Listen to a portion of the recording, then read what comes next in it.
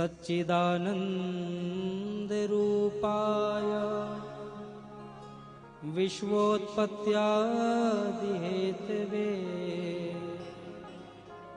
तापत्रे विनाशाय श्री कृष्णाय वयं नमः। तो भगवान के सर्वप्रथम स्वरूप का निवेदन किया कि भगवान का स्वरूप कैसा है। तो निवेदन किया भगवान कैसे हैं। भगवान सत्य हैं, सत चित और आनंद, सच्चिदानंद। सत्य कब मानोगे आप? सत्य आप अपने नेत्रों को तब मानिएगा कि प्रभु के दर्शन करते ही हमारे हृदय में प्रभु से मिलने की उत्कंठा और बढ़ जाए। कहीं भी भगवान की कथा चल रही हो और भगवान की चरित्र चल रहे हो और हम उस कथा में प्रांगण में बैठ जाएं, अपने नेत्रों को जैसे ही बंद करें, कानों में वह कथा जैसे ही हमारे कानों में श्रवण हो तो नित्य नेत्रों के माध्यम से वो झांकी चलती रहे।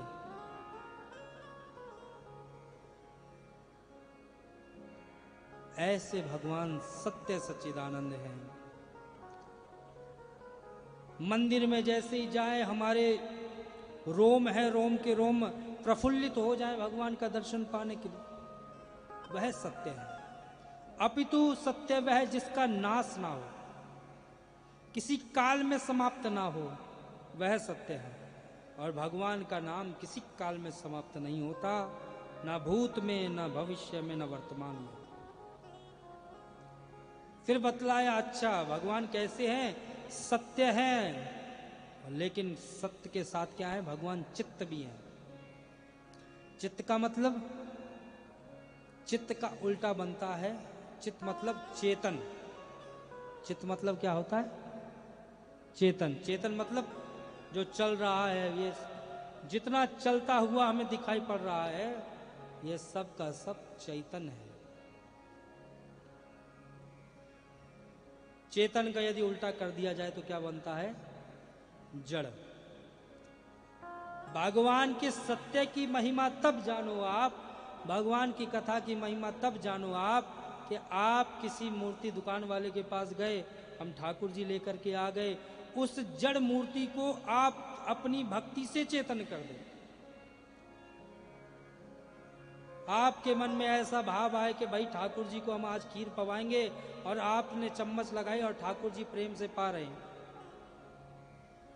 आपके मन में आया आज ठाकुर जी को बड़े पुष्पों की माला अर्पण करनी है, लेके बाजार से आए और ठाकुर जी को माला धारण करा दी।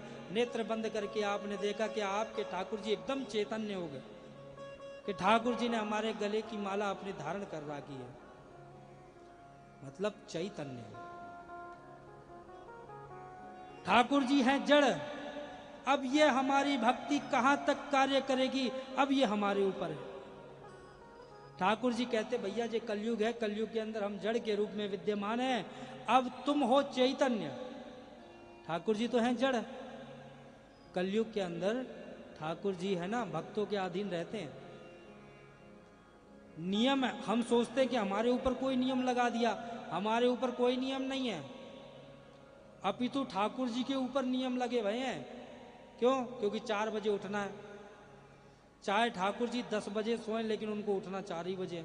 क्योंकि पंडित जी आ जाएंगे और 4 बजे उत्थान हो जाएगा, जगा देंगे। बाल भोग लगाना है, कहीं ठाकुर जी खेलने चले गए, इतने में टाइम हो गया, पंडित जी तो अपने समय के अनुसार आ गए कि 8 बजे बाल भोग लगना है। तो बंदिशों में हम नहीं हैं। अभी ठाकुर जी के ऊपर बहुत सारे नियम हैं कि इतने बजे ठाकुर जी को ये भोग लगना है, इतने बजे ठाकुर जी कछु कार्य ही ना कर पाए। ठाकुर जी ऐसा विचार ही ना कर पाए कि चलो आज कहूँ मार्केट वगैरह में घूम आए। अरे बा भक्त ने मोकू बुलाई, बा को दर्शन दे के आए। क्यों? क्योंकि नियम हुआ, तुरंत यहाँ भागना पड़ा, दौड़ना पड़ा। प्रेम से बोलेंगे राधे राधे। एक बार और बोलेंगे राधे राधे। तो कलयुग के अंदर भैया जब हम पवाएं तभी ठाकुर जी पाएंगे, स्वयं का जूना पाएंगे। भोग लगाएंगे तभी तो ठाकुर जी पाएंगे। तो नियम हमारे ऊपर कुछ नहीं है। अभी तो ठाकुर जी के ऊपर अनेक नियम लगे हुए हैं। ब्रह्म मुहूर्त में उठना, सुबह से लेकर शाम तक उनकी पूजा अर्चना ही चलती रहना। विश्राम तो कर ही ना पाए ठाकुर जी, भले 12 बजे सो रहे हैं। केवल एकमात्र श्री बांके बिहारी लाल का मंदिर है जो 8 बजे प्रातः काल में खुलता है। बाकी अभी तो सब 4 बजे के ब्रह्म मुहूर्त में मंदिर खुल जाते हैं। जानते हैं क्यों है? क्यों ठाकुर जी का मंदिर यहाँ 4 बजे क्यों, 8 बजे क्यों खुलता है? जानते हैं?